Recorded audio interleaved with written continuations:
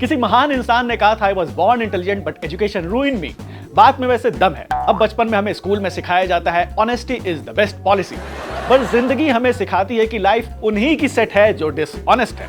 अब हमारे पॉलिटिशियंस को ही ले लीजिए, दुनिया भर के स्कैम्स एंड करप्शंस करके लाइफ मजे से जी रहे हैं। नो पनिशमेंट, नो अकाउंटेबिलिटी, इसी का नाम जिंदगी है दोस्त। राइट। इसीलिए जब करप्शन के अगेंस्ट मूवमेंट चलाकर अरविंद केजरीवाल पावर में आए तो सबको लगा अभी मजा आएगा ना भिड़ो। बट एक बार पावर में आने के बाद केजरीवाल भी पूरे पॉलिटिशियन बन गए। करप्शन के अगेंस्ट लड़ाई लड़ने वाले के खुद के ही मिनिस्टर आज करप्शन के चार्जेस में जेल के अंदर हैं। बताइए कैसे कैसे लोग रहते हैं यार।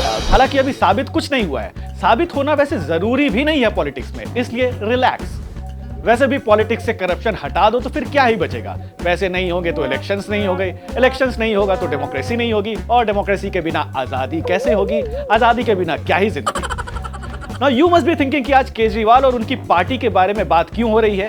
तो इसलिए because the party recently celebrated its 10th foundation day and so we decided to analyze कि केजरीवाल एंड आम आदमी पार्टी ने जो चेंज प्रॉमिस किया था, क्या वो चेंजेस ला पाए या खुद ही चेंज हो गए? Hello and welcome, I am Nishant Shekhar and you are watching the satire day show.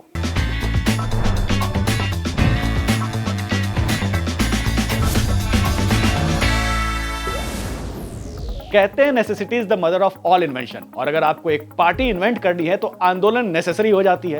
Independence के आंदोलन से कांग्रेस निकली, जयप्रकाश नारायण के आंदोलन से जनता पार्टी निकली, मंदिर आंदोलन से भारतीय जनता पार्टी निकली, और अन्ना आंदोलन से आम आदमी पार्टी निकली।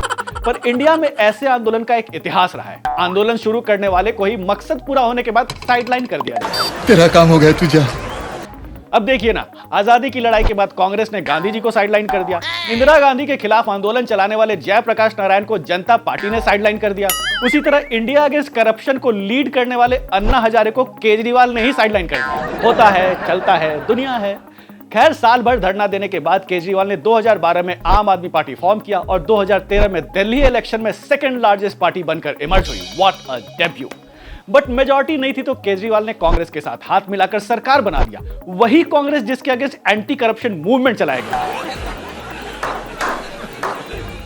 खैर, सरकार बनी लेकिन सरकार अच्छे से नहीं बनी तो केजरीवाल फिर आंदोलन करने लगे।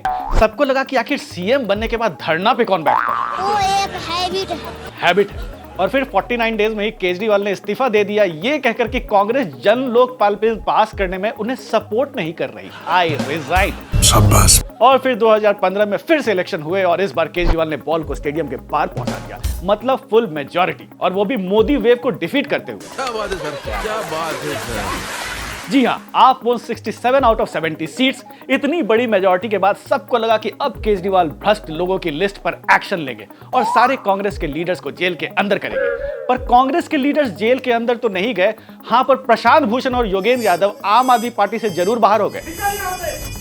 हालांकि केजरीवाल को एक बात के लिए क्रेडिट देना पड़ेगा, उन्होंने अपने फ्री बिजली और फ्री पानी के प्रॉमिस को पूरा किया और इसके लिए बजाओ ताली। Besides that, government school education को भी इंप्रूव किया और गली गली में मोहल्ला क्लिनिक सेटअप किया, लेकिन किसी भी मोहल्ले क्लिनिक में उनकी खांसी का इलाज नहीं मिला। Things were going very smooth for Kejriwal. पूरे दिल्ली का उन्हें सपोर्ट था तो उन्हें लगा कि बाकी स्टेट्स के लोग भी उन्हें वोट दे देंगे, तो वो गोवा और पंजाब इलेक्शंस लड़ने चले गए, बट वहां की जनता ने उन्हें वापस भेज दिया। केजरीवाल का नेशनल एम्बिशन 2019 लोकसभा इलेक्शन में आपके लिए एक सेटबैक साबित हुआ, क्योंकि वो एक भी सीट नहीं जीत पाई और ग्रेजुअली केजरीवाल को समझ आ गया कि it's better to concentrate on Delhi first. और फिर 2020 असेंबली इलेक्शन में आप एक बार फिर से बिग मेजॉरिटी के साथ पावर में आ गई। बजाओ ताली। क्योंकि पॉलिटिक्स में कहीं कहीं बातों का उल्टा करना पड़ता है, तो दिल्ली दोबारा जीतने के बाद एक बार फिर केजरीवाल निकल लिए दूसरे स्टेट्स की तरफ। पंजाब में दिल्ली गवर्नेंस मॉडल को खूब प्रमोट करके आखिरकार वो 2022 में पंजाब जीत गए। सूरत में 27 म्युनिसिपल कॉर्पोरेशंस जीत गए एंड और तो और दिल्ली एमसीडी, जहां पे कई साल से बीजेपी रूल कर रही थी, वो भी जीत गए। कैंपेन हालांकि उन्होंने गुजरात में भी काफी किया था, बट मोदी जी ने उन्हें बता दिया कि अभी हम जिंदा हैं। हालांकि गुजरात में इनका खाता जरूर खुल गया। उधर आपके राइजिंग इन्फ्लुएंस से बीजेपी को यह समझ आ गया कि आपको हल्के में नहीं लिया जा सकता। ये गोपाल के बच्चे का कुछ करना। और इसलिए पिछले कुछ महीने से ईडी और सीबीआई काफी एक्टिव होकर दारू पॉलिसी की जांच कर रही है। मनी लॉन्ड्रिंग केस में सत्येंद्र जैन पहले ही जेल में थे। अब एक्साइज पॉलिसी केस में मनीष सिसोदिया और संजय सिंह भी जेल चले गए हैं। हाल ये है कि अब कहा जा रहा है कि शायद अरविंद केजरीवाल भी अरेस्ट हो सकते हैं। तो केजरीवाल ने यह फैसला किया कि वो जनता से पूछेंगे कि उन्हें रिजाइन करना चाहिए या जेल के अंदर से गवर्नमेंट चलानी चाहिए। वाह, इसे कहते हैं कुर्सी का मोह। वैसे पावर में आने के बाद केजरीवाल ने उन्हीं लोगों के साथ दोस्ती की है जिन्हें वो कभी गाली दिया करते थे, बीट कांग्रेस, आरजेडी या फिर समाजवादी पार्टी वगैरह वगैरह वगैरह।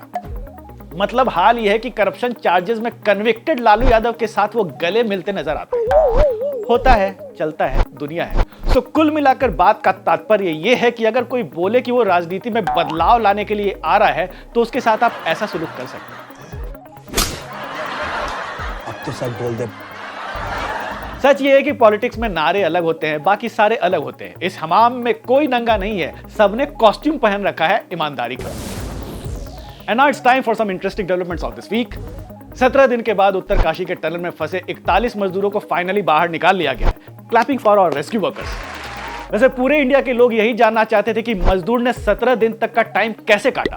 पूछने पे पता चला कि उन्होंने वैसे ही टाइम काटा जैसे सरकारी दफ्तर में मुलाजिम टाइम पास करते हैं, लूडो खेल के। चिंता की कोई बात नहीं है, बाहर लोग मलबा काट रहे हैं तो उसकी गोटी काट, ये ले चल। वैसे सवाल से याद आया, आजकल सभी इंडियंस के दिमाग में एक ही सवाल है, ये औरी क्या है? ये औरी हर सेलिब्रिटीज के साथ दिखते हैं, बड़े बड़े स्टार्स उनके दोस्त हैं, अब तो वो बिग बॉस में भी आ गए हैं। हमने भी सोचा कि पता किया जाए कि ये भाई साहब आखिर हैं कौन। तो हमने उनका एक इंटरव्यू देखा जिसमें he said this: You go for a jog, you're a jogger. You paint, you're a painter. I'm living, I'm a liver. I am here to live. I'm living. Yeah. Wow, he lives so he's a liver। कभी वो India से बाहर जाएंगे तो उन्हें लोग Hindustan liver कहेंगे। World cup final हारने के बाद ऑस्ट्रेलिया के अगेंस्ट T20 सीरीज में इंडिया काफी अच्छा खेल रही है। इंडिया 2 मैचेस जीत चुकी है और सूर्य कुमार यादव को काफी अच्छे फॉर्म में देखा जा रहा है, जिसे देखकर फैंस को समझ नहीं आ रहा कि वो खुश हों या उदास। बात क्रिकेट की हो रही है तो आपको बता दें, हार्दिक पांड्या वापस मुंबई इंडियंस चले गए हैं। शायद मुकेश अंबानी ने उन्हें ऐसा ऑफर दिया विच ही कुड नॉट रिफ्यूज। 90 ठीक है। रिसेंटली पुणे में एक लेडी ने अपने हस्बैंड के नाक पे ऐसा पंच मारा कि हस्बैंड की डेथ हो गई। According to report the lady was angry क्योंकि उनके हस्बैंड ने उन्हें दुबई घुमाने ले जाने का प्रॉमिस किया था पर वो लेकर नहीं गए। This incident is a lesson for every husband कि बीवी को दुबई घुमाना आपकी नाक का सवाल बन सकता है।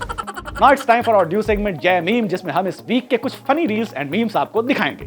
So here you go। एक दाल चावल, उसके साथ थोड़ा पालक पनीर, साथ में एक बूंदी रायता भी देना। नॉर्मल रायता नहीं, बूंदी रायता।